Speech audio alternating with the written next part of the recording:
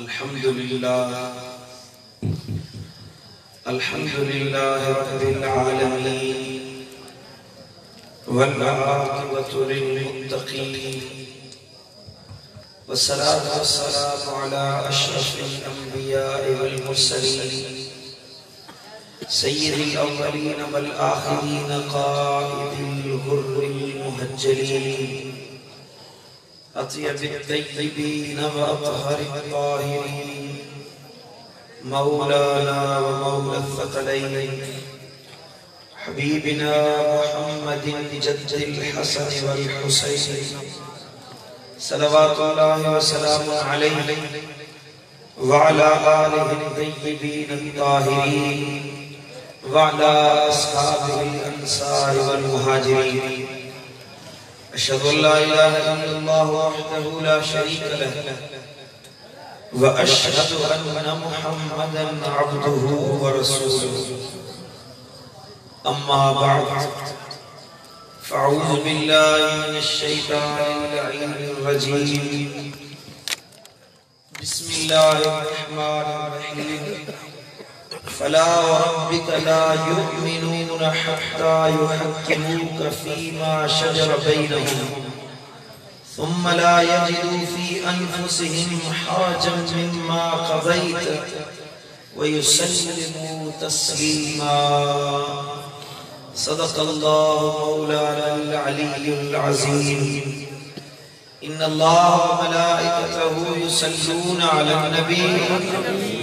या अय्युहल्लज़ीना आमनू सल्लू अलैहि व सल्लिमू तस्लीमा अल्लाहुम्मा सल्लि अला सय्यिदिना मुहम्मद व अला आलि सय्यिदिना मुहम्मद कमा सल्लैत अला इब्राहीम व अला आलि इब्राहीम इन्नका हमीदुम मजीद अल्लाहुम्मा बारिक अला सय्यिदिना व नबीना मुहम्मद व अला आलि सय्यिदिना मुहम्मद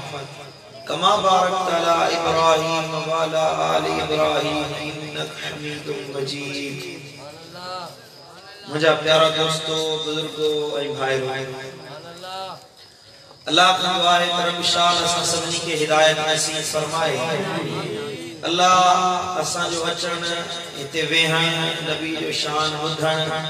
पंहिंजी बारगाह अक़दस में क़बूल मंजूर फरमाए। अल्लाह खां दुआ है रब शान इन महफिल के मदीने वाले साईं की बारगाह में शर्फ कबूलियत अता फरमाए। जन ये महफिल सजाई आ खर्च कयो जानी माली ताउन कयो अल्लाह उन के दीन दुनिया में वाधारो नसीब फरमाए।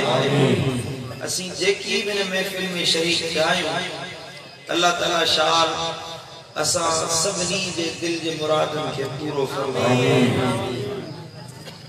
अजोकी महफिल के खुसूसी किताब करण वेला मुझे अखिन जा ठार ये जहार मुझा मुर्शिद मुरब्बी हादी बराबर सय्यदी व सनदी व मौलाई किबला महबूब दिलबर साईं तशरीफ फरमा थियाना होया। साईं जी तबीयत मुबारक में नासाज़गी जे बायस तशरीफ फरमा न थी सकिया। दुआ करो तो अल्लाह ताला हुजूर किबला आलम के सेहत कामिला आजिला अता फरमाए। अल्लाह उनको सायो असांजे मथा कायम कायम फरमाए। ये सेहत सलामत होंदी तो इंशाअल्लाह हेड़ा मेला बार-बार थींदा। सुभान अल्लाह। हाय हाय हाय यार हा मां बलोचिस्तान में प्रोग्राम कयो अचा पियो वरी हिते तली में एकड़ो प्रोग्राम करे आयो आहियां। अरे सागी जमात हिते भाई आए हाजी अब्दुल गनी जी मोहब्बत आए दोस्तन जी उपाए तो इंशाअल्लाह जेड़ा हाल पिरिया नाल सुभान अल्लाह दिलबर साईं जी जगह तो को पूरी नथो करे सके। हाय हाय हाय इंशाअल्लाह उन जी नजर करम आहे जेका सना ख्वानी उन्हनि असां के बचपन में सिखारी आहे मुस्तफा करीम जी। इंशाअल्लाह उन्हनि जे फैज़ मना कुछ गालियों साकरे जे आशिकन के ही फकीर अर्ज़ कंदो। सुभान अल्लाह। इंशाअल्लाह महबूब जी सना बुधनासी वाखान मदीने वाले साईं बुधनासी सीना मदीना बनी वई। सुभान अल्लाह। जो मोहब्बत वारन के पांजे महबूब जी गाल वणदी आ जैसा मोहब्बत हुजे माण्हू चवंदो आहे त हुनजी ॻाल्हि थिए, हुनजो ज़िक्र थिए, हुनजूं ॻाल्हियूं थियनि, हुनजो तज़किरो कयो वञे। मुहब्बत हूंदी, चाहत हूंदी त महबूब जी हर ॻाल्हि वणंदी थी। मुहब्बत न आहे त पोइ महबूब बि न आहे, पोइ हुनजी ॻाल्हि बि कोन वणंदी, हुनजो ज़िक्र बि कोन वणंदो, हुनजो तज़किरो बि कोन वणंदो, हुनजी सना वाखाण शेर अशार नज़म नसर हुनजे बारे में न वणंदो। बिला तशबीह बिला मिसाल नसर नज़म महबूब जे शान में जॾहिं पढ़ियो वञे त मुहब्बत वारो चवंदो आहे त बार बार साईं जो ज़िक्र थिए त इहो ज़िक्र असांजे ईमान में इज़ाफ़ो कंदो आहे। सुभान अल्लाह। हां यार हां, समझो था? अख हुजे ॾिसण वारी, उहा अख पंहिंजे महबूब जी सुञाण पैदा कंदी आहे। समझो था? बादशाह ईअं गुज़रियो हिकड़ी जगह था त का औरत ईअं भर मां काफ़िले जे घर मां गुज़री वई। के माण्हू चवंदो बादशाह सलामत मजनू ॿुधो त मजनू जे औरत जे मथां आशिक़ आहे उहा लैला इहा पई वञे, असांजे काफ़िले खां गुज़रियो पई वञे। बादशाह चयो लैला खे वठी अचो त मां ॾिसां सही। मजनू एडो चरियो थी वियो आहे हिन जे इश्क में जो पंहिंजे हाल खां बेहाल थी वियो आहे, ख़बर कोन अथसि, इंसानियत खे छॾे ॾिनो अथई ऐं जानवरनि जा क़दम थो चुमे, कुते जा पेर पियो चुमे। इन मजनू इन औरत में ॾिठो छा आहे? औरत खे वठी अची। बादशाह जे चवण ते, सरदार जे चवण ते औरत आई। बादशाह जो ॾिठो लैला हुई शिकिल जी कारी, लैला शिकिल जी कोझी हुई, कारी हुई। बादशाह चयो त हिन सूरत ते मजनू चरियो थियो। कैस हिन सूरत खे ॾिसी लैला तो में छा रखियो आहे जो मजनू तो में छा ॾिठो आहे? मूंखे त अहिड़ी शइ नज़र नथी अचे तुंहिंजे सूरत में। चई त बादशाह सलामत तुंहिंजे जिस्म में अखियूं मजनू वारियूं आहिनि या पंहिंजूं अथई? चई अखियूं मुंहिंजूं आहिनि। जे तो वटि पंहिंजूं अखियूं आहिनि त मुंहिंजो हुस्न नज़र न ईंदई, मुंहिंजो हुस्न ॾिसणो अथई त लैला वारी अख धारणी पवंदई। सुभान अल्लाह। मजनू वारी अख धारणी पवंदई। मुंहिंजो चेहरो, मुंहिंजो हुस्न, मुंहिंजो जमाल, मुंहिंजो कमाल, मुंहिंजी सूरत जे सम्झणी अथई अख मजनू वारी धार त मुंहिंजो हुस्न नज़र अचई। समझो था? मिसाल समझाइण जे लाइ छा लैला छा मजनू उन्हनि जी कहिड़ी औकात आहे जो उन्हनि जी तमसील ॾेई उन्ही महबूब जो शान बयान कजे। मिसाल समझाइण जे लाइ हूंदो आहे जे मदीने वारे साईं जे हुस्न खे ॾिसणो आहे, मुंहिंजे लजपाल नबीअ जे शान खे ॾिसणो आहे। साकरे वारो 14वीं सदी जे डालडा जी पैदावार मौलवी वारी अख न थार, हुस्न मुस्तफा ॾिसणो अथई त बिलाल वारी अख पैदा कर। हुस्न मुस्तफा के समझणो अथई, शान मोहम्मदी के समझणो अथई, जिक्र मुस्तफा के जे ॾिसणो अथई त अख सुहेब रूमी वारी पैदा कर, नज़र सुलेमान फारसी वारी पैदा कर, निगाह तू अबू बकर सिद्दीक वारी पैदा कर। जे नज़र उहा हूंदी त नबी जी ॻाल्हि बि वणंदी, नबी जी नात बि वणंदी, महबूब जो हलण वणंदो, नबी जो निहारण वणंदो, नबी जो ॻाल्हाइण वणंदो, उथण वणंदो, वेहण वणंदो, गुफ्तगू वणंदी। महबूब हले त हलण तोखे वणंदो, महबूब जी रुगी ॻाल्हि थिए साकरे जो आशिक़ चवंदो ज़िक्र थींदो रहे, महबूब जो तज़किरो थींदो रहे। ज़िंदगी खुटी वई है, खुटण दे पर महबूब जो ज़िक्र चल कने। सुभान अल्लाह, सुभान अल्लाह। हुब वारी नज़र हुजे न, जेके चवंदा इहे हुया त हुजे चेहरो अखियुनि आॾो, मन ठार मिठल तुंहिंजो। सुभान अल्लाह, सुभान अल्लाह, सुभान अल्लाह। हाणे जो मौलवी साहब चवे त नबी असां जहिड़ो वॾे भाउ जेतिरी इज़त कयो, नबी के भित जे परे पासे जी ख़बर ना है। अल इयाज़ बिल्लाह,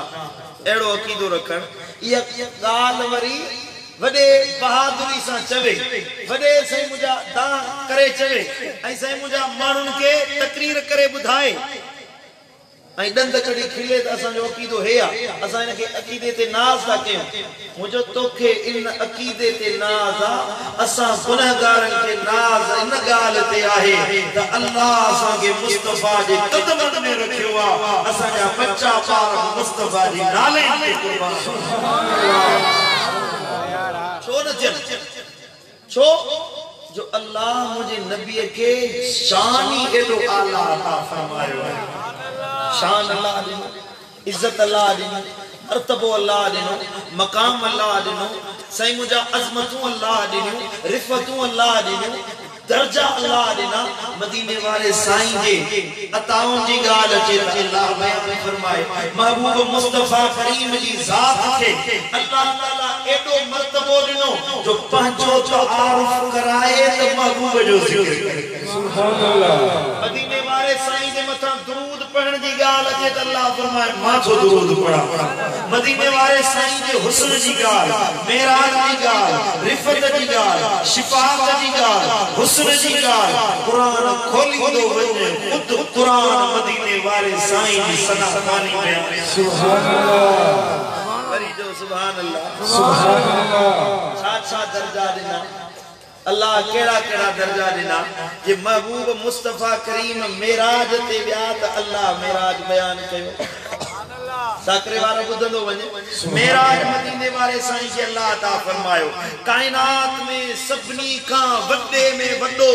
उच्चे में उच्चो मकाम अल्लाह ताला तुझे मुझे नबी के अता फरमायो जिते जिब्रील जा कदम न पहुंचा जिते चेनी पासे जलवे इलाही हुयो जिते चेनी पासे रब हुयो सजे नूरे इलाही खबे नूरे रुबूबियत सामो अल्लाह पुठिया अल्लाह हर जगह ते अल्लाह जिते जलवे यार हुयो उन जगह ते कदम मुस्तफा सुभान अल्लाह वरी जो सुभान अल्लाह सुभान अल्लाह अल्लाह के शिरक पसंद ना है रब मुशरिकन के पसंद ना है कंदो जेके अल्लाह से शरीक कन पर अल्लाह फरमायो ए दुनिया वारो एकड़ो एड़ो अमल ला है जे में मां अल्लाह पाण चवा तो तो मुसा शरीक थी थियो सुभान अल्लाह भला केड़ो अमल रब फरमायो इन्नल्लाह व मलाइकतहु युसल्लूना अलन नबी सुभान अल्लाह बेशक अल्लाह जा मलाइका पंजे महबूब मुस्तफा करीम जे मथा दुरूद पढ़ंदा आहिनि सलातो सलाम मोकलिन था ए ईमान वारो यो कम अल्लाह मां पाण थो कया ए ईमान वारो ॿुधो या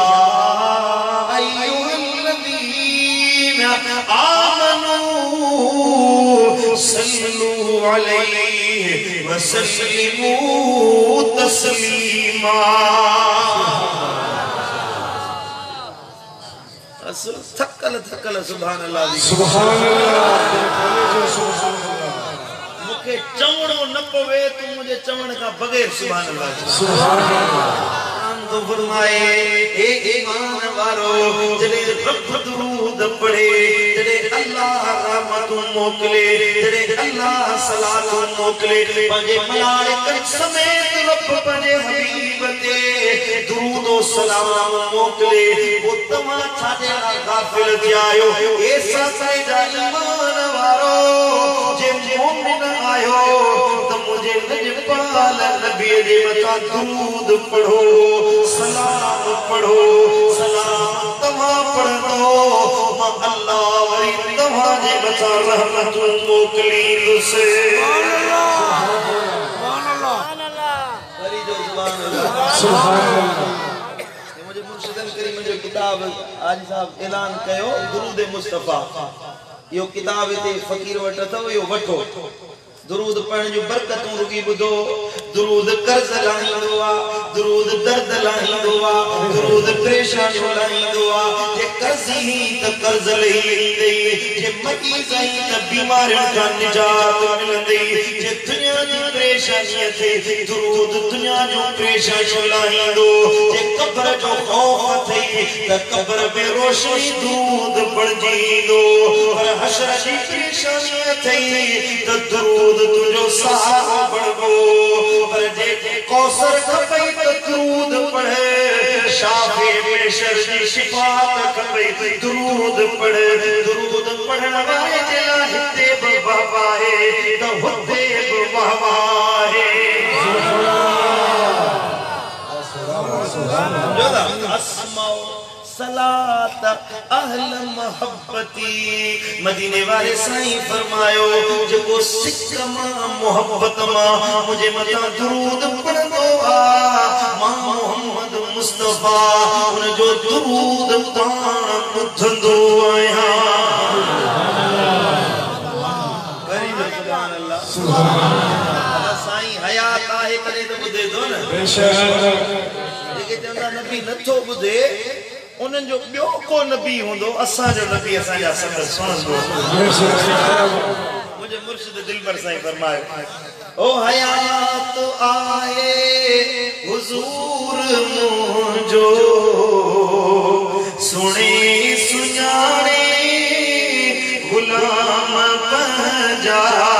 सुभान अल्लाह ओ हयात आए हुजूर मुंहिंजो सुने सुनाने गुलाम पंहिंजा सदन में साणी थिए उन्हनि सां फिरत मकई जे पुकार आहे हलो मदीने हलो मदीने मदीनो अखड़न जो ठार आहे ओ दुनिया जे शहरन सभिन खां सुहिणो मदीनो मुनवर खुदा तो जाने अर्श खां आला उहा जॻह जिते मिठल जी मज़ार आहे सुभान अल्लाह अल्लाह तो फरमाए तवा दुरूद पढ़ो अमर थो जा मुसा शरीक थियो करे दुरूद पढ़ंदो त फायदो तवा जो पहुंचो आहे सुभान अल्लाह नमाज तुझे ला रोज़ो तुझे ला ज़कात तुझे ला खैरात तुझे ला सभई अमल तू पंहिंजे ला कंदो ही ॿिए जे ला नहीं कंदो पर दुरूद अहिड़ो अमल आहे जेको ख़ालिस मदीने वारे साईं जे ला कयो वेंदो आहे बुजुर्गन फरमायो हर अमल में रियाकारी रब के पसंद ना है पर दुरूद भली रियाकारी कंदे पढ़ी तडे बि अल्लाह जो अजर सवाब अता कंदो आहे पढ़ो दुरूद भला सल्लल्लाहु अलैहि या रसूल अल्लाह व सल्लल्लाहु अलैका या हबीब पढ़ो सल्लल्लाहु अलैका या खामोश रहे मोहब्बत से पढ़ो सल्लल्लाहु अलैका या रसूल अल्लाह व सल्लल्लाहु अलैका मुझे अल्लाह ताला पूरी दुनिया जे ला रहमत बनाए मोकलियो पूरी कायनात जे ला रहमत बणजी आयो मदीने वाले साईं के अल्लाह ताला सभनी नबियन में सभनी खां घणा मौजूदा अता फरमाया मुझे लजपाल नबी के अल्लाह ताला पूरी मखलूक में सभनी खां वधीक इज्जत वारो बनायो आहे मुझे के इज्जत वारो बनाए पर जेके मुझे महबूब जा असहाब हैं मुझे नबी दी आल आहे उन्हन जे ला रब फरमायो रदियल्लाहु अन्हुम वरदू अन्हु उन्हन के अल्लाह जी रज़ा जो मकाम अता कयो आहे सुभान अल्लाह वरी जो सुभान अल्लाह सुभान अल्लाह अल्लाह ताला मदीने वाले साईं के नबियन जो सरदार बनायो रसूलन जो सरताज बनायो उम्मतन जो सालार बनायो इन उम्मत जेला अल्लाह ताला महबूब के रहमत बनायो शाफे बनायो मदीने वाले साईं के अल्लाह ताला असां जेला असां खातिर जेला गुनहगार जेला रब्बे कायनात अल्लाह ताला असां जेला महबूब के साहिब कौसर बनायो शाफे महशर बनायो मुझा महबूब शाफे महशर रही यानी हशर में जे मथा हथ रख दे उनके बख्शो हबीबन फरमायो पाण सा कढाए तन हर हर के जन्नत में वठी वेंदुसे नबी आया के कलाम जो दर्जो मिलियो के खलीलियत जो दर्जो मिलियो के खिलाफत जो दर्जो मिलियो के सोहबत इलाही जो दर्जो मिलियो के कलाम इलाही जो दर्जो मिलियो के केड़ा मकाम मिला के केड़ा दर्जा मिला पर तुझे मुझे नबी के अल्लाह ताला बाजी रज़ा जो मकाम अता कयो आहे वरी जो सुभान अल्लाह सुभान अल्लाह हाय हाय हाय सुभान अल्लाह हर नबी क़यामत में रोंदा नफ्सी नफ्सी कोठींदा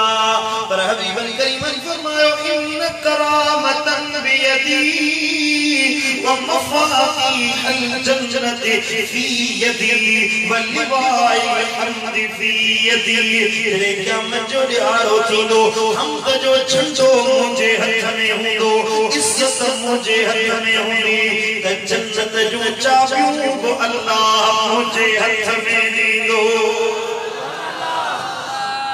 अब गाल बने दी रे कुंदी बने सुभान अल्लाह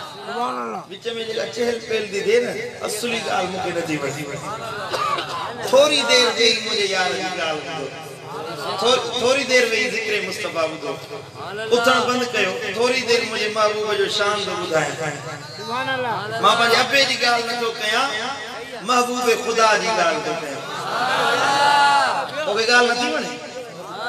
नबी जो जिक्र नथो वणे साकरे वाला जिक्र मुस्तफा न थो वणे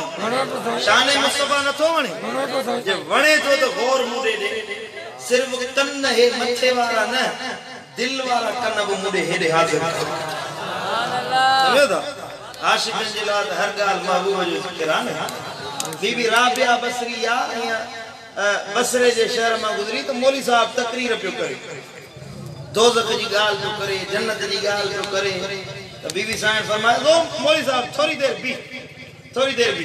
मानुन के केड़ा दोज़ख जा दिलासा तो दी केड़े जन्नत जा साईं मुजा दिलासा तो दी दोज़ख जा दरका तो दी इयो छड़ो तो बुधाई त यार के की राजी कबो है सुभान अल्लाह महबूब के की परचाए है दोज़ख जहन्नम जो गालियो मौलवी कंदा है असा फकीर मानु पंजे यार दी गाल कंदा है कोई यार दी गल सुना सानो कोई यार दी गल सुना सानू कोई यार दी गल सुना सानू ना इल्मा विच फसा सानू सुभान अल्लाह यार दी गाल बुधो मुझे लजपाल नबी के अल्लाह ताला एड़ो दर्जो दिनो जो हबीब ने फरमायो शाफे महशर आया साकी कौसर आया अल्लाह ताला मुझे हथ में रज़ा अता कंदो अल्लाह कुरान में जो फरमायो वलसौफ युतीक रब्बुक फतरदा अन करीब मुझा लजपाल नबी मां अल्लाह तोखे राज़ी कंदुस अन करीब तू राज़ी थी वेंदे मुखा राज़ी थी वेंदे रज़ा जो दर्जो ॾींदो साईं हबीबन के अर्ज़ कयो या रसूल अल्लाह तव्हां कॾहिं अल्लाह खां राज़ी थींदो कीअं रब खां राज़ी थींदो हबीबन फरमायो क़यामत जे ॾियारे मां तेसी रब खां राज़ी न थींदुसि जेसी पंहिंजो आख़िरी उम्मती जहन्नम मां कढाए पाण सां कढाए जन्नत में न वठी वञा सुभान अल्लाह आखिरी माण्हू मुंहिंजी उम्मत जो दोज़ख में न हूंदो वरी जो सुभान अल्लाह सुभान अल्लाह सुभान अल्लाह सुभान अल्लाह इहो आहे रज़ा जो मकाम खुदा की रज़ा चाहते दो आलम खुदा की रज़ा चाहते दो आलम खुदा चाहता है रज़ाए मोहम्मद वाह वाह ज़ात तुझे मुझे नबी दी वाह वाह दर्जो तुझे मुझे नबी जो हर कंहिंखे नबी आया सवा लख पैगंबर आया के किताब खणी आया के सहीफा खणी आया के साहिबे किताब बणजी आया तनखे अल्लाह ताला पंहिंजी गाल पे ॿुधाई मां अल्लाह आया मां रब आया मां अल्लाह आया मां मालिक आया पर जॾहिं मदीने वाले साईं के पंहिंजो तहारुफ कराई अल्लाह ताला इन चयो मां इलाह आया मां रब आया बल्कि रब कायनात फरमायो ओ मुझा महबूब व इन्नहु लल हक़ मिन रब्बिक ओ मुझा महबूब बेशक यो तुझे पालनहार पारा तुझे रब पारा तुझो हक़ आहे रब्बिक तुझे रब खां ओ महबूब तुझो रब तुझो पालनहार रब पंहिंजो तारुफ करायो पंहिंजी ज़ात जी ॻाल्हि कई इएं चविया मां अल्लाह तो चवां मां रब तोखे थो चवां मूं रब जो हे हक़ आहे मूं अल्लाह जो हे शान मदीने वाले साईं जे तारुफ सां पंहिंजो तारुफ कढाए छॾियो अथई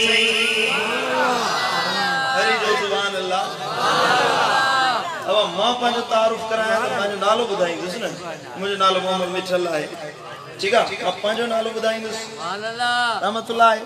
उलमा इकराम वेठा आहिनि पंहिंजो तारुफ कराईंदा पंहिंजे नाले सां कराईंदा पर अल्लाह ताला क़ुरान में पंहिंजे रब हुअण जो इज़हार थो करे पंहिंजी रुबूबियत जो इज़हार थो करे त रब कायनात पंहिंजी ज़ात जो तारुफ मदीने वाले साईं दा मंसूब करे छॾियो आहे सुभान अल्लाह कुरान खोल कुरान दो फरमाए फला रब्बिक ओ मुझा महबूब मुखे तुझे रब जो कसम आहे के जो कसम गाला तुझे रब जो रुगी रब जो न रुगी अल्लाह जो न अल्लाह पंहिंजो कसम खयो पंहिंजी रुबूबियत जो कसम खयो साखरी वाला गौर कजा जेको मौली साहब चवे तो नबी तो मूं जहिड़ो वॾे भाउ जेतिरी इज़त कयो क़ुरान त नस थो ॾे अहिड़े शान वारो नबी आ अहिड़े इज़त वारो नबी आ अहिड़े मक़ाम वारो नबी आ जो अल्लाह पंहिंजो तारुफ कराए थो पंहिंजी रुबूबियत जो इज़हार करे थो पंहिंजो कसम खणे थो त निस्बत मदीने वारे रे करे थो ला युमिनून हत्ता युहक्किमूका ओ महबूब तुझे रब जो कसम मानो तेसे मोमिन न थी सघंदा हे साखरे वारा तेसे ईमान वारा न थी सघंदा एसनी जो यो हक्किमूका तोखे पंहिंजो हाकिम बणाइनि पंहिंजो आका बणाइनि पंहिंजो रहबर बणाइनि पंहिंजो रहनुमा बणाइनि पंहिंजी इज़त पंहिंजी अजमत पंजो नालो छदे महबूब तोखे पंजो अगवान बनाइन पो ये ईमान वारा थींदा वरी जो सुभान अल्लाह कुरान आवा सूरह निसा आयत नंबर 65 ये अल्लाह ने फरमाया था ला युमिनून हत्ता युसल्ली इस तानी मोमिन न थींदा जैसी नमाज न पढ़न इस तानी मोमिन न थींदा जैसी हज न पढ़न ऐसी मोमिन न थींदा जैसी ज़कात न देन तैसी मोमिन न थींदा जैसी सही मुजा ईमान न आणन जैसी हे कम न कन हे खैर जो कम न कन हे कम न कन हे अमल न कन जे कुरान जो बेहद फलसफो बयान चला अमल कयो बराबर नमाज़ रोज़ा हज ज़कात भला अमल हिने पर ईमान इए न मिलंदो ओ साके वारो कुरान चयोवा तेसी मोमिन न थींदो जदे ईमान तदे मिलंदो जदे मदीने वारे आका के पंजो हाकिम मनंदो पंजो आका मनंदो पंजो रहबर मनंदो पंजे सिर जो साईं न मनंदो सुभान अल्लाह सुभान अल्लाह तकबीर अल्लाह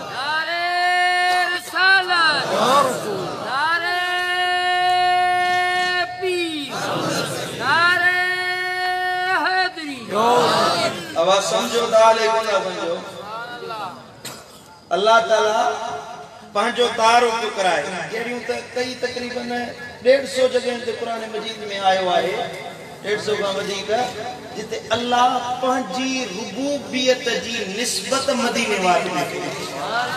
समझो था ये कुरान मजीद में अल्लाह ताला फरमायो रब्बे कायनात फरमायो कमा अखरजत रब्बुक मिन बैतिक बिल हक इते रब्बिक चई पंजी निस्बत अल्लाह मदीने वाले ने कई वरी रब फरमायो इज यूही रब्बुक इलल मलाइका मलाइका ने कई तुझे रब कई रब फरमायो वलो शा रब्बुक ला आमन जकरे तुझो रब चाहे चाहत बड़ी बयान कई इशारो मदीने वाले सामने कई वकदालिक अखदु रब्बिक इदा अखदल कुरा तुझे रब जी पकड़ इए होंदी जे कोठन के पकड़ींदो आहे पंहिंजे अज़ाब जी गाल कई त रुबूबियत जी निस्बत मदीने वाले ने कई वरी रब फरमायो अल्लाह माशा रब्बुक इन रब्बक फअलुल लिमा युरीद पंहिंजी चाहत बयान कई पंहिंजे फअलुल लिमा युरीद वारी खसलत बयान कई निस्बत मदीने वाले साईं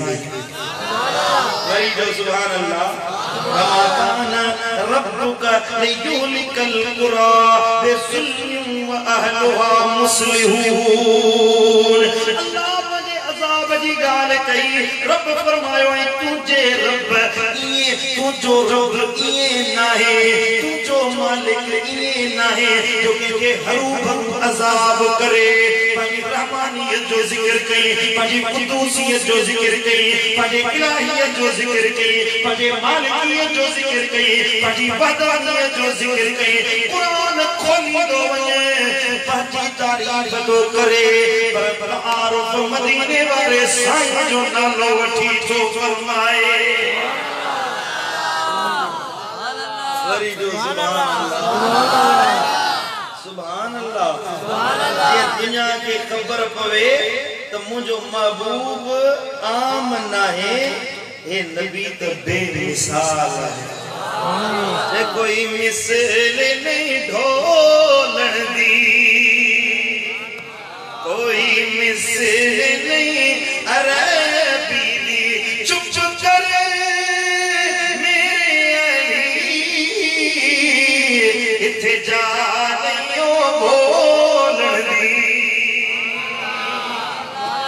सुभान अल्लाह अल्लाह ताला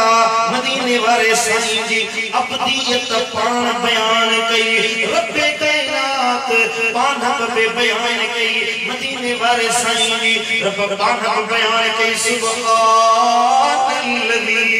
असरा बि अब्दी लैला पाकायो आजाद जे शेर करायो पंजे पाने के रात जे थोड़े हिस्से में अल्लाह ताला मदीने वाले साईं दी अब्दियत बयान कई मदीने वाले जे मेराज के अल्लाह ताला बयान कयो रब फरमायो नजम इज़ा ध्यान दे कुरान बदलू वंजे मुझे महबूब मुस्तफा करीम जी मेराज के रब बयान कयो मदीने वाले साईं के उम्मत जो साहिब चयो रब फरमायो मा दल साहिबुकुम व मा गवा तवा जो साथी न भुलियो वा न कदे वाट छडे हयो वा साहिबे उम्मत मदीने वारो मदीने वाले जी गुफ्तार के अल्लाह ताला पंजी वही बनायो रब फरमायो वमा यंतिकु अनिल हवा सुभान अल्लाह इल्ला वही यूहा तो जो नबी पांचे ख्वाहिशा से नफ्स से न गालाईंदो आ चटे बि गालाईंदो आ अल्लाह जे तरफां वही गालाईंदो आहे सुभान अल्लाह लिखंदो हुयो हदीसूं लिखंदो हुयो नोट कंदो हुयो महबूब जो तकरीरूं लिखंदो हुयो साईं ज़बान मां लफ्ज़ ॻाल्हाईंदा हुया लिखंदो हुयो हिकिड़े ॾियारे कुझु सहाबा किराम चयोसि त ए सहाबी लिखण छॾे ॾे महबूब केॾीमहिल कावड़ में केॾीमहिल कहिड़ी तबीयत आहे केॾीमहिल गुस्से में केॾीमहिल कहिड़ो जुमिलो निकिरी वञे केॾीमहिल कहिड़ो जुमिलो निकिरी वञे तूं हर ॻाल्हि लिखी थो इहो मुनासिब नाहे जो ॻाल्हि वाक़ई सही आहे हर ॻाल्हि लिखण जी निस्बत बची घुर्जे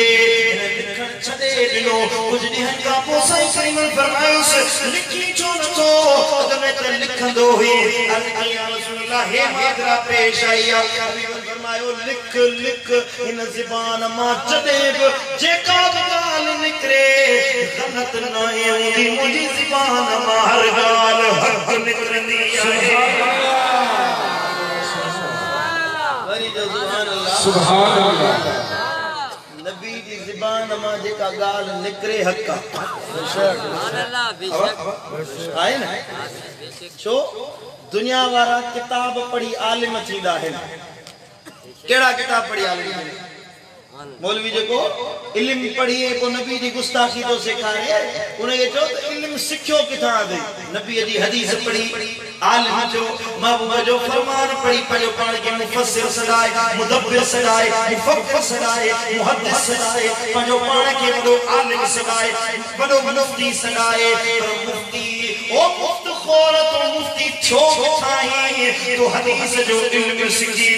इल्म पढ़ो है तो के खबर नहीं त अल्लाह ताला मदीने वाले साईं जी ला फरमायो अल्लमहु शदीदुल कुवा हु मिर्रतिन फस्तवा उनके जबरदस्त कुवत जे मालिक रब इल्म सिखायो है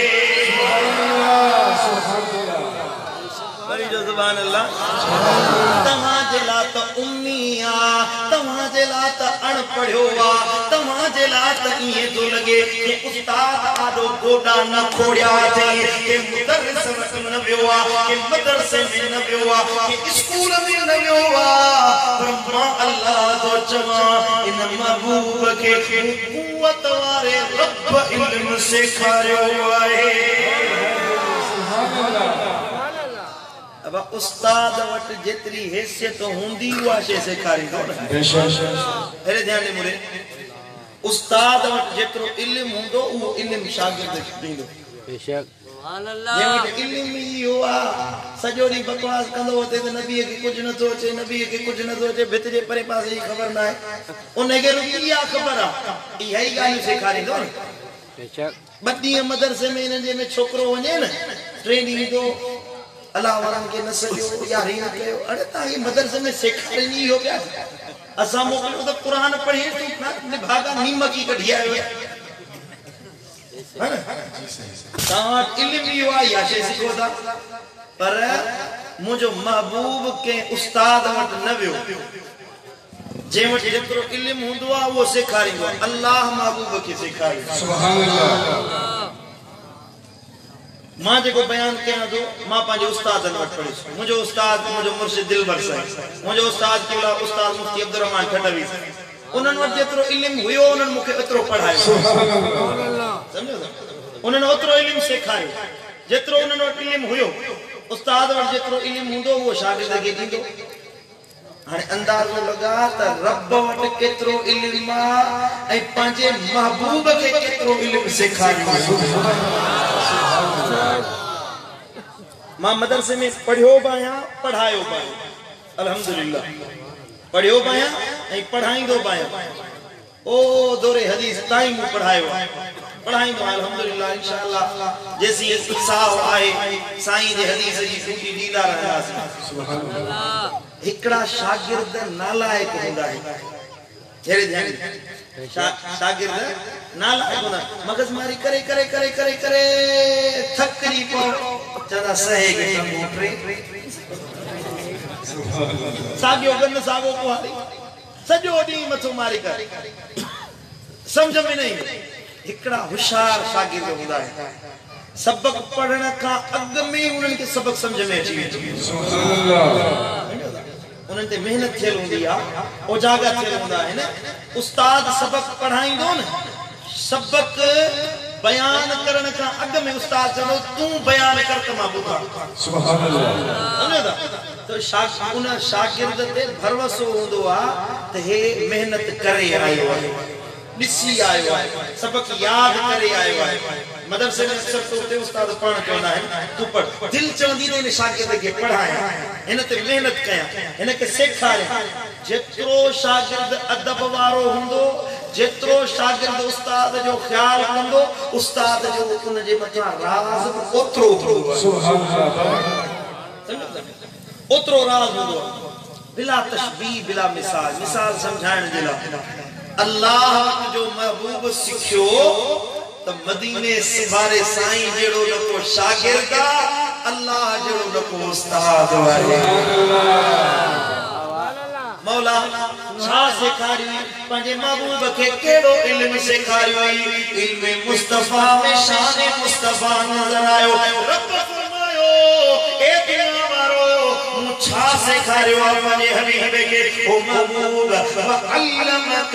मा लम तकुन तअलम। जेको तू अॻु न ॼाणंदो हुई, जे शइ जो तोखे इल्म न हुयो, रब वो समूरो इल्म तोखे ॾेई छॾियो आहे।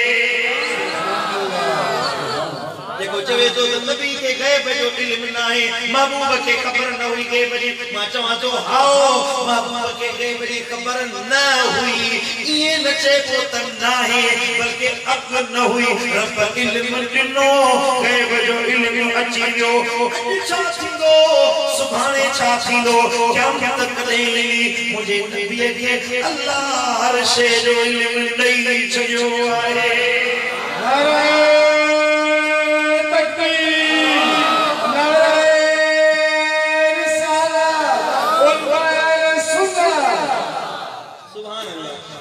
मुझे मुर्शिद दिलबर साईं फरमायो वो इल्म तो वट कान यकूं जो हुक्म तो वट कुन फयकूं जो। आई नूरी नबी निर्वार तू आई, सुनो नबी सरदार तू मुझा, सुना नबी मुझा प्यारा नबी। सरदार तू आई नूरी नबी निर्वार तू मुझा सोना नबी। ओ तुझे अचण सां सब जग जुड़िया, सिज चंड कतियूं ऐं गुलटड़िया। तुझे अचण सां सब जग जुड़िया, सिज चंड कतियूं ऐं गुलटड़िया। ऐं नूरी नबी निर्वार तू आई, सोनो नबी सरदार तू मुझा, सुना नबी मुझा प्यारा नबी सुभान अल्लाह तकरीब आयो है कलाक में अन्या 5 मिनट है ना गमे तकरीब आयो सुभान अल्लाह अद कलाक अन्या तकरीब कदो गौर समझो ये बता जी जान कौन छड़ी दो लागी तो ता के थका पूरो कर सुभान अल्लाह वाह जे जो जाल के नहीं तलाक जाल के तलाक दे जाल वही तलाक हाने घरा निकरे कोई कोया बटे लपाट वधी कवाए करे निभागा तलाक बडई जड़ी गरीब चमाट में जे बरी हथ अचे हले जे मुतो दिल की बात करी जड़ी सुभान अल्लाह तमाम साकरे वाला बरी हथ अचो हले ना जो अज सजी कसर पूरी करे सुभान अल्लाह अरे कुछ सुभान अल्लाह जो खबर पढ़ो सल्लल्लाहु अलैहि या रसूल अल्लाह ताला मुझे पाल नबी जी रिफत बयान कंदे फरमायो व हुवा बिल उफुकिल आला ऐ वो महबूब सब का मथे बुलंद किनारे पे हुयो सुभान अल्लाह रिफत एड़ी जो साईं जो कदम खजे पियो जिब्रील जो कदम रुकजी वियो फरमाया हल जिब्रील मथे हलो जिब्रील जो या रसूल अल्लाह इता बराबर मथे जिस रब जे नूर में जली नुस सड़ी लींदुस इता मथे मेरा बारी ज़ात आए तो मुस्तफा जी ज़ात सुभान अल्लाह कुर्बे मुस्तफा जरे मिलो अल्लाह बयान कयो सुन्नतना फतदल्ला फकान क़ाब क़ौसैन औ अदना सुभान अल्लाह अल्लाह वे जो महबूब वे जो वो खूब वे जो एत्रो करीब जो एत्रो कुर्ब मिलियो जो महबूब रब जे कुर्ब में एत्रो समाए जी वियो जी बाप कुरान में मिली वींदा है अल्लाह फरमायो फऔहा इला अब्दी मा औहा वो पले पाने के पली कुर्बत में वही करनी हुई वही कहे छा वही मौला ओ मुझा महबूब केड़ी गाल बुधाई कुरान फरमायो दुनिया वारो तवा के एतरो फहमी नहीं एतरो कबूली नहीं जो अज्ञा की गाल समझी सको जेतरो समझ हुई जेतरो अकुल तवा जो हुयो कुरान ओतरो राज खोलियो वधी राज समझण जे लायक न हो ए राज अल्लाह ए मुस्तफा जे विच में एक रब जाने जो मदीने वारो साईं जाने त कुर्बे मुस्तफा चाहे वही इलाही चाहे सुभान अल्लाह सुभान अल्लाह ए जे को जो तो नबी के भित जे परे पासे जी खबर नहीं कुरान फरमायो मा कदबल फुआद मा रहा उन महबूब जी दिल कूड़ो न समझो अफतुमारूनहु अला मा यरा उनके जेको अखियुनि सां सिठाई छा पोइ उन सां झगड़ो था कयो त रब खे कोन ॾिठो अथई अल्लाह खे कोन पसियो अथई ॿुधो तव्हां हिकिड़े दफ़े जी ॻाल्हि था कयो रब जो दीदार न कयूं तव्हांखे हिकु दफ़े ॾिसण ते एतिराज़ आहे पर मां रब तो फरमाया मां अल्लाह तो लिखा वलक़द रआहु नज़लतन उख़रा वापस पियो अचे त पंत जी वरी वरी रब जो दीदार करे रहियो वरी जो सुभान अल्लाह किथे इंद सिदरतिल मुंतहा इंदहा जन्नतुल महवा इज़ यग़शा सिदरत मा यग़शा तेरे मुझो महबूब सिदरतुल मुंतहा ते पहुतो ओ जन्नतुल महवा वट पहुतो ढकण वारी शे ढके वरतो वा रहमत इलाही हुई गाहे मुस्तफा खजे पई सिदरतुल मुंतहा ते भी मता अर्श वारे रब जो दीदार करे रहियो आहे वरी जो सुभान अल्लाह अबा हिक मूसा अलैहिस्सलाम जे मथा झलक किरी हुई फखर मूसा सइका हजरत मूसा अलैहिस्सलाम हिकड़ी परतवे के दिसण सां ही बेहोश थी जमीन ते तशरीफ फरमा थी सुभान अल्लाह दिसी न सघिया इन मौलवी समझो तो शायद निगाह मुस्तफा निगाह मूसवी वांगुरा महबूब न दिसी सघंदा रब फरमायो इए नहे ओ मूसा कलीमुल्लाह हुयो हे मोहम्मद रसूलुल्लाह है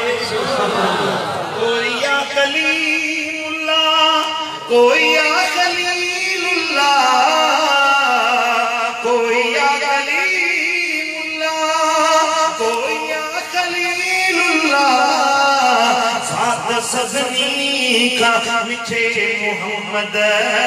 जी भलारिया तड़पदो सोई सजन लाई मेरे सारिया मुझे महबूब के बिठो जे कवारिया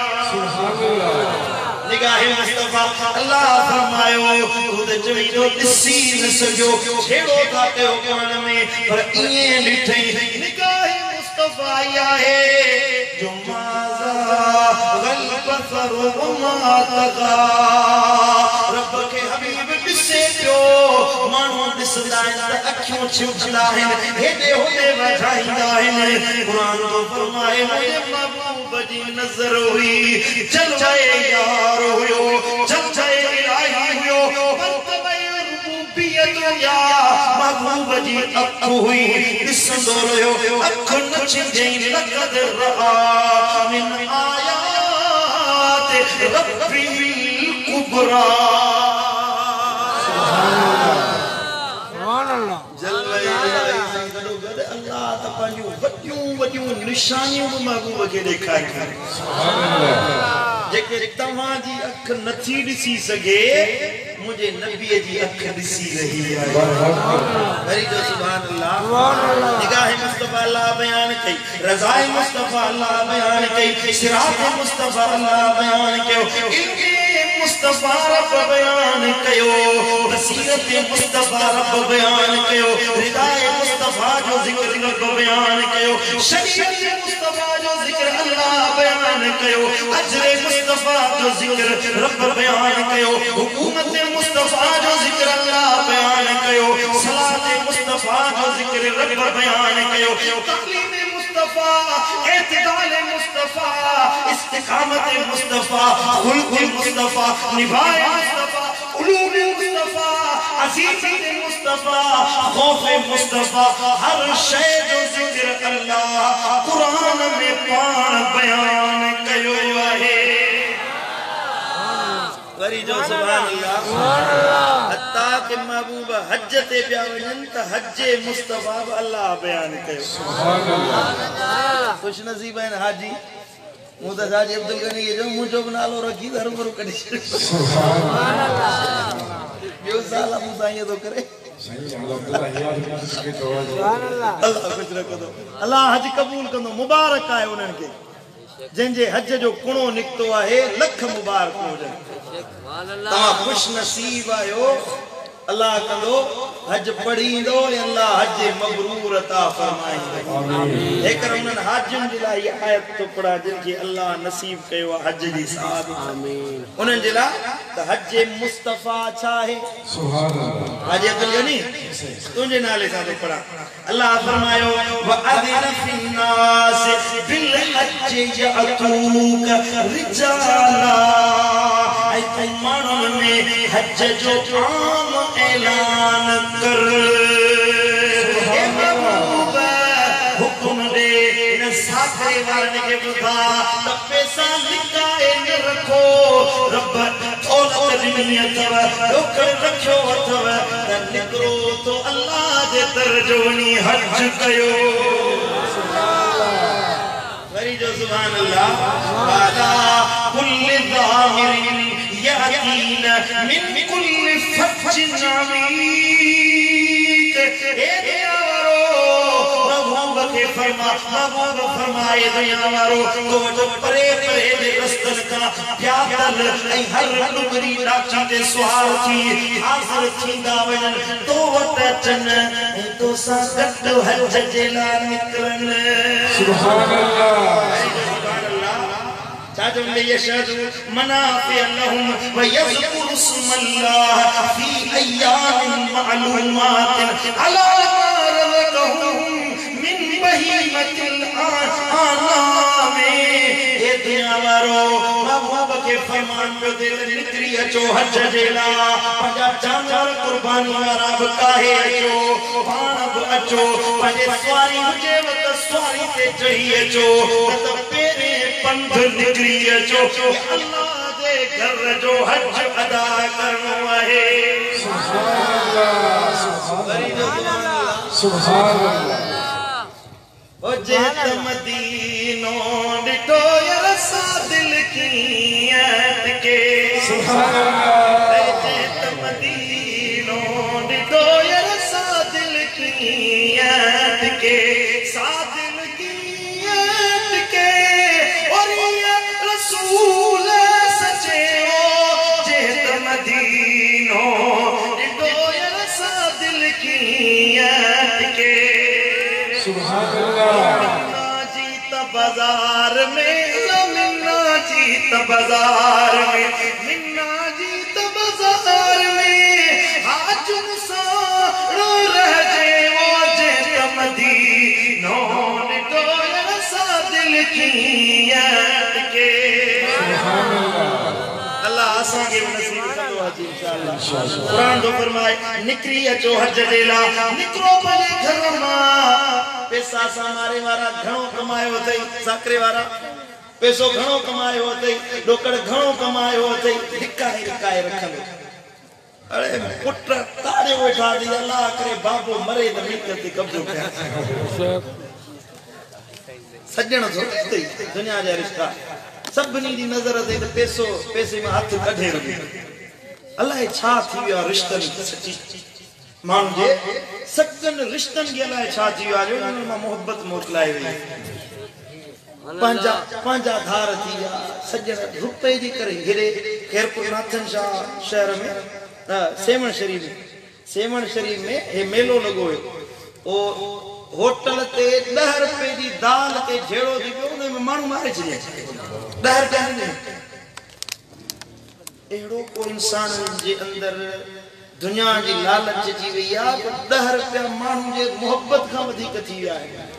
100 रुपया एकड़ो बन्नी जो एकड़ मरी वेंदा हो यो बन्नी जा ये भीतर इते ही पिया हूंदा यो तुझो कारोबार इते पियो हूंदो तुझा औलाद इते ही बैठा हुंदई घर तड़ इते ही बैठा हुंदई हथे खाली या नसीब जे कफन भी नसीब अरे पैसो मिलियो वतई त यार हली महबूब जे शहर जो दीदार सुभान अल्लाह अली साईं जे दर ते मौत वो भलो जेको महबूब जे कदम सुभान अल्लाह वरी जो सुभान अल्लाह सुभान अल्लाह आशिक को निकरे घर मां मैं हुनजो वथाण हुयस रिढुन जो बकरिन जो बैठो यो अचानक ख्याल आया से त हला यार महबूब जो दीदार करे अजब आधी रात जो मुखे सुनो सरवर याद पियो निंद्र नीरन जी फिटी मुखे हो तो हर हर याद पियो इश्क बार बारिया मुतवाग मदीने ने वारिया घोड़ा तेरी अचारिया मुखे घोट गोहर याद पियो इश्क उदमा था हजन मुझा जोश में चेहरा चलन सिंध में सिकायल किए रहने जिनके मेरा मिंबर याद यार जा पूरा पवन महबूब जी सिक लगे त सगड़ो कर स्ताह कर हबीब के पुकार इस अल्लाह जो नबी सजद बुझंदो बाए सजद वरनाई सुभान अल्लाह अरे जो सुभान अल्लाह हजरत एकड़ो साहबी हजरत उमैर गाल बन नालो अदस साईं करीमन सल्लल्लाहु अलैहि वसल्लम वटायो पहिरियों दफ़ो साईं जन वटायो बड़ो अमीर हुयो सुबह जो 9 वॻो पाईंदो हुयो शाम जो 9 वॻो पाईंदो हुयो साईं मुझा एड़ी भली खुशबू लगाईंदो हुयो जो उहा खुशबू पूरे मक्के में न हूंदी हुई ये गली में गुजरी वेंदो हुयो जे रस्ते तां गुजरी वने माण्हू चवंदा हुया त हिन गली में वो फलाणो छोकरो गुजरी वियो आ जिन मुंहिंजे लजपाल नबी वटायो साईं पण जे हेठा वेठा हुया पंहिंजे साहबा के नसीहत पिया कनि चेहरे यार ते जो नज़र पया त दिल फुराए या रसूल अल्लाह और ते हथ फरमायो त तव्हांजे हथ ते ईमान आया कलमो भरे मुसलमान थी वियो आहे महबूबन करीमन जे मथां ईमान आंदई हाणे घर जो आयो मां हुयसि अमीर पैसो ॾोकड़ उहा ॾींदी हुयसि अम्मा चए थी बच्चा मोहम्मद मुस्तफा जो दर न छॾी दे त तोखे मां पैसा बि न ॾींदसि कपिड़ा बंदि कंदी जाए खाधा ताम बंदि कंदी माए अम्मा खे थो चवे अम्मा सिर हलियो वेंदो कपिड़ा त परे जी ॻाल्हि आहे जान हली वञे महबूब जे नाले ते सिर बि क़ुर्बान आहे सुभान अल्लाह हज़रत सैयदना मुसब रज़ियल्लाहु तआला अन्हु अम्मा दी चवे त बच्चा मुसब ओ पुत्रा ये न कर मोहम्मद करीम जो दर छॾे दे अम्मा खे चवे अम्मा मुसब मरी सके तो पर महबूब जो दर को न छॾींदो सुभान अल्लाह मां छा केल जो हथन में रस्सियूं ॿधी हिकिड़े कमरे में बंदि कराए छई कमरे में बंदि पियो आहे 3 ॾींहं गुज़री विया आहिनि महबूब जे दर ते न वञी सघियो साईं जे दीदार जे न वञी सघियो आहे हिकिड़े ॾींहुं जी भेण नंढी भेण साधो गुज़री त दरिया मां मुसब जे रोअण जो आवाज़ ॿुधई मुसब जो रोए पियो भेण जो रो हुयो वेझो आई अल्लाह छो रोई त चवे तो ओ दी मूंखे पंहिंजे महबूब जी सिक लगी आहे ख्याल को तेरे आहट की आस रहती है निगाहों को तेरी सूरत की प्यास रहती है तेरे बगैर किसी चीज की कमी तो नहीं तेरे सिवा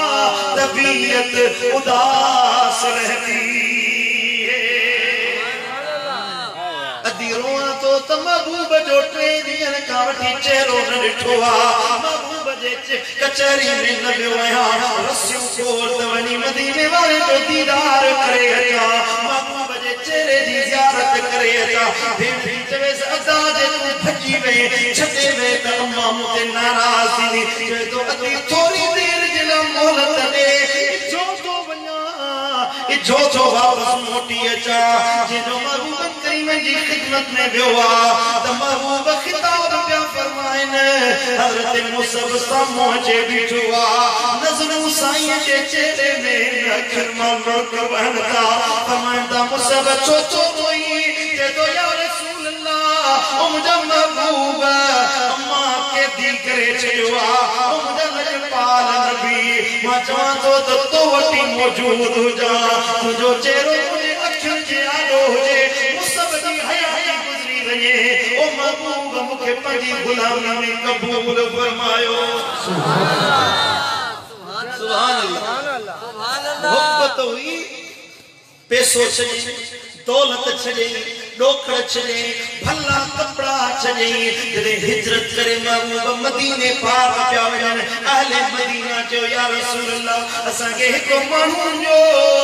जेको असांखे दीन सेखारे हबीब हज़रत मुसब बिन उमैर रज़ियल्लाहु तआला अन्हु खे मोकिलियो ओ मुसब वञ पंहिंजे भाइरनि खे दीन सेखार हज़रत मुसब दीन सेखारण जे लाइ अॻ में हिजरत करे वियो हुयो जॾहिं महबूब सुना मदीने पाक पहुता हज़रत अबू अय्यूब अंसारी जे घर में वेठा हुया दरवाजे में हज़रत मुसब दाखिल थियो मुसब जे चेहरे ते नज़र जो पिया मुसब जा वार खुलिया पिया आहिनि जिस्म ते पुराणो फाटल वॻो पहिरियल हिकड़ी टुटल जुती पेरला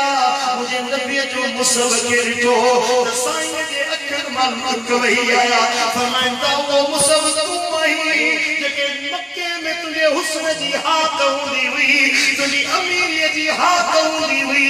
वो मुसब आई अर्ज़ करे या रसूल अल्लाह मुझी जान तुझे नाले ते कुर्बाना हबीबा माल न खपे दौलत न खपे पैसो न खपे ओ महबूब दिल जाए जी तू राजी आई खिलंदे खिलंदे जान कुर्बान करे सुभान अल्लाह यही छो जड़े गज़वे ओद लगी त हजरत मुसब जी नजर तलाश पे कयो महबूब करीम के मानुन खबर हलाई त माज़ अल्लाह साईं करीमन के शहीद कयो वियो हबीबन करीमन के कत्ल कयो वियो हजरत मुसब जे कनन में या गाल जो पोती अचे तो हाने मुजो जीण केड़ो हाने मुजो रहण केड़ो जे मुस्तफा जे ना जीण जो हुयो से सोच रहो ये मैदान में काहे पियो ये मैदान में हलियो दुश्मन जा तीर लगा तलवारों जा घाव थिया हेठ गिरी पियो जमीन ते पियो सामो मुजो लजपाल नबी अचे जो सुभान अल्लाह करे तो करे या रसूल अल्लाह ओ मुझा महबूब तुझो परवानो तुझे इश्क में मुब्तला है ओ मुझा लजपाल नबी मुझे कई नजर गयो हजरत हबीब जो करीब आया मुसब जो सिर खड़ी साईं के कदम ते रखियो ते तो या रसूल अल्लाह फुस्तो बे रब्बिल काबा काबे जे रब जो कसम आज मुसब जी मुराद पूरी थी वई है सुभान अल्लाह सा इरादो हुयो त हुजे चेहरो अखन आडो मन ठार मिठल तुंजो तुंजो चेहरो अखन आडो जे सिर हलियो वने त सौदो सस्तो हजरत मुसब जी ला कफन खणी आया हिकड़ी चादर हुई हजरत मुसब जे चेहरे ते पिया विझन त पैर पे ज़ाहिर थी वने जे पैर पे ढकन त चेहरो पे ज़ाहिर थी वने मुझे महबूबन करीमन के एडो गिरियो थियो एडो रुना फरमाइंदा मुझे चाचे अमीर हमजा जो कफन खणी मुझे मुसब के पारायो सुभान अल्लाह अल्लाह एडो मेहरबान नबी फरमाइंदा मुसब जे पंजी जान मुझे नाले ते कुर्बान कया दुआ ते घुरन मौला जे मन मुसब तो सा मिले त मुसब खिलंदो खिलंदो तो सा मिले तू खिलंदो खिलंदो मुसब सा मिले सुभान अल्लाह सुभान अल्लाह सुभान अल्लाह जे महबूब सा वफादारी कंदे ओ साकरे वाला जे हसनैन जे नाने सा वफादार थींदे मुझे मुस्तफा सा सच्ची वफादारी कंदे खुदा जी इज्जत जो कसम अजब अल्लाह उन सा खिलंदे मिलंदो आ जेके मुस्तफा जे नाले ते खिलंदे खिलंदे जात नारे तकबीर नारे रिसालत तो नमाज नाने तो के नेकी दी गाल न वणे तो के चंगाई दी गाल न वणे फरमाने मुस्तफा न वणे या केड़ी ईमानदारी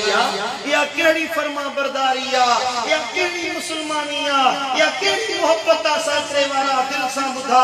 ईमान सा बुधा अल्लाह के हाजिर नाजिर समझी सा इहो मुंह खणी मुस्तफा दे विंदे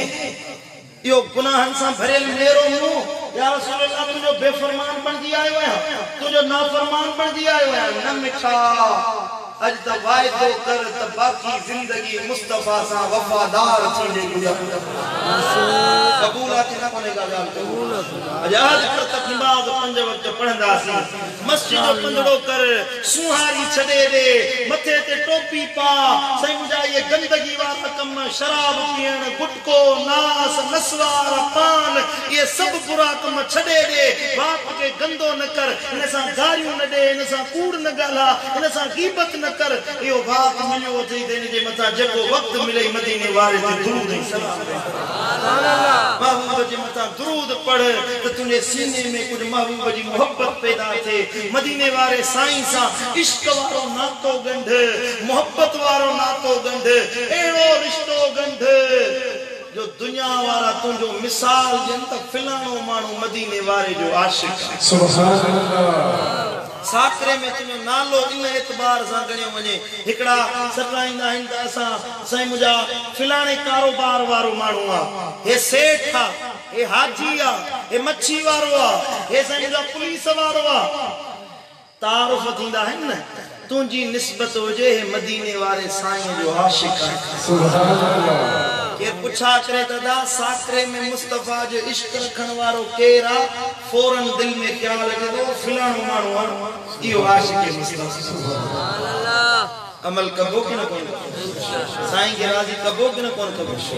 वफादार सच्चो वफादार गुलाम थी तू वफा देखा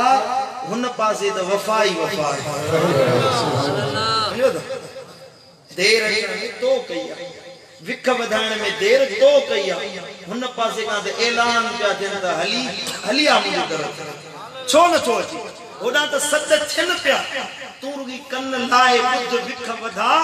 त महबूब जो हींअर बि सॾ पियो थिए त ए मुंहिंजा उम्मती छो मूंखां मोह मटियो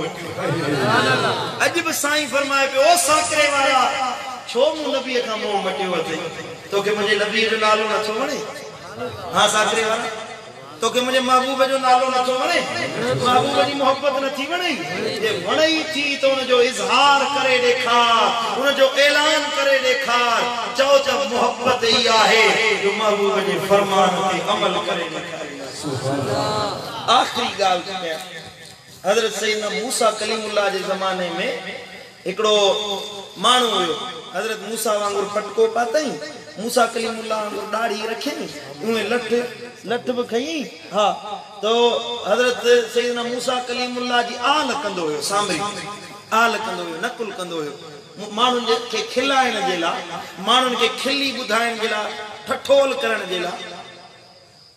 अल्लाह जो अज़ाब नाज़िल थियो बनी इसराइल में एड़ो अज़ाब नाज़िल थियो जो जेके बदकार होया बेफरमान होया सब बर्बाद थिया ए सामरी जेको हुयो सो बची वियो हजरत मूसा कलीमुल्लाह अर्ज़ के मुझा मौला वडो दुश्मन त इहो ते भागो आ मुझो इहो मुझो दुश्मन इने के बख्शे जी हजरत मूसा कलीमुल्लाह के रब फरमाए मूसा इनके तुझे करे बख्शो मूसा इन जी सूरत तो जहिड़ी हुई तो वांगुर पटको पातल हुयस तो वांगुर दाढ़ी रखियल हुयस तो वांगुर लठ हथ में हुयस तो वांगुर ॻाल्हाईंदो हुयो मूसा तुझे करे मूं हिन के बख्शे माफ करे छॾियो भली बदकार बेफरमाना सूरत त मुझे प्यारे पाने सुभान अल्लाह सुभान अरे एको सामरी जादूगर बदकार ऐं सही मुझा फितना परवर मानू उन जे मथा मूसा कलीमुल्लाह जी सूरत जे करे रब के रहम अची वियो असा जे मुस्तफा वाली सूरत बनायो त रब राजी थींदो कि न कोन थींदो मिठा महबूब वाली सूरत अपना सूरत मुस्तफा वाली अपना साईं वाली सुन्नत ते अमल कर त रब राजी रब जो हबीब राजी थे अल्लाह मुझो चवण तवा जो बुधन पानी बारगाह अक़दस में कबूल मंजूर फरमाए वमा तौफीकी इल्ला